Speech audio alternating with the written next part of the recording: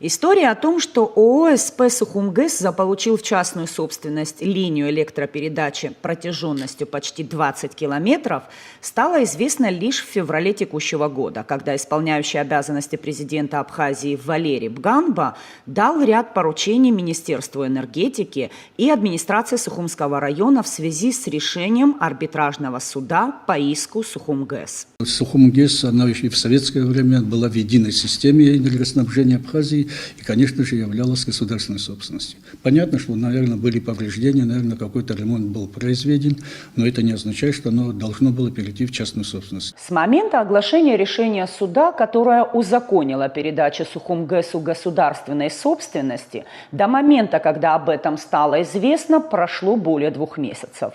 Это значит, что срок обжалования данного судебного решения был упущен. Именно поэтому исполняющий обязанности президента Валерий Бганба потребовал от Министерства энергетики инициировать производство по пересмотру вступившего в законную силу решения суда и обратиться в контрольную палату с просьбой провести внеплановую проверку РУП «Черноморэнерго». Вообще, конечно, то, что вся собственность, которая была ранее за энергетической отраслью, не стоит на учете, но это наша беда. Надо сейчас, вот то, что мы писали об инвентаризации, надо действительно провести. У нас могут открыться еще какие-то новые данные, о которых мы с вами даже не предполагаем. В середине февраля текущего года контрольная палата данный вопрос включила в программу проверки. И вот что им удалось узнать. Воздушная линия электропередач ВЛ-110 киловольт ГУМа, бывшая ШРОМа, была введена в эксплуатацию в 1948 году. В послевоенные годы опоры пришли в негодность, а провода расхищены. Технической необходимости восстанавливать данную ЛЭП не было, так как Сухумгэс был также раскурочен и разграблен. А еще Черноморэнерго уточнила, что с 2004 года в инвентаризационных описях ВЛ-110 киловольт ГУМа почему-то на балансе Черноморэнерго не состоит.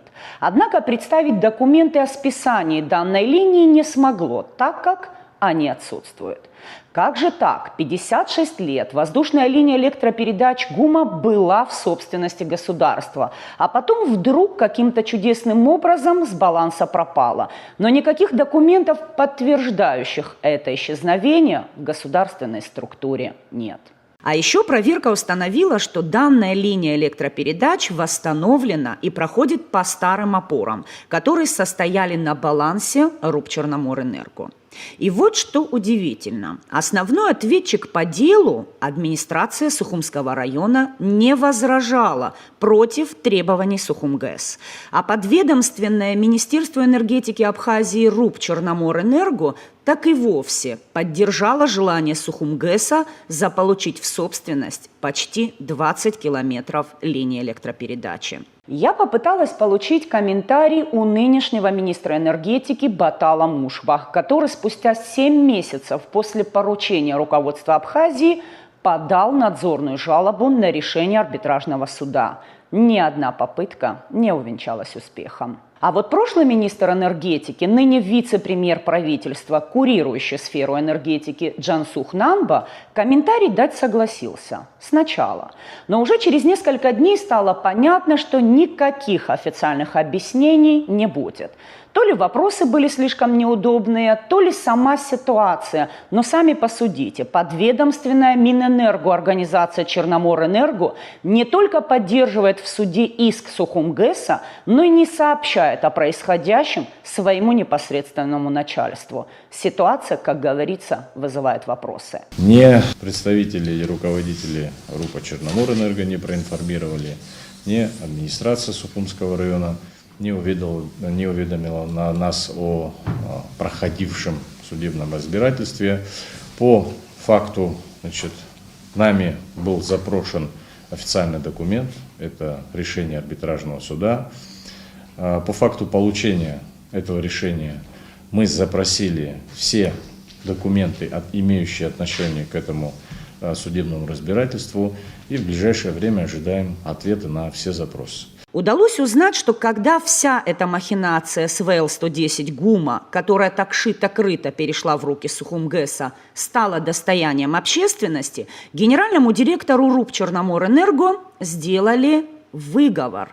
Уж не знаю, с занесением в личное дело или нет, но факт остается фактом. Комментировать само решение арбитражного суда все-таки не моя компетенция, так как я не юрист. Но не обратить внимания и пройти мимо очевидных и совершенно невероятных деталей я просто не могу. Итак, закон об электроэнергетике Республики Абхазия очень четко и однозначно гласит, что передающие сети, существующие, в том числе и не функционирующие, а также вновь создаваемые передающие сети являются исключительно государственной собственностью.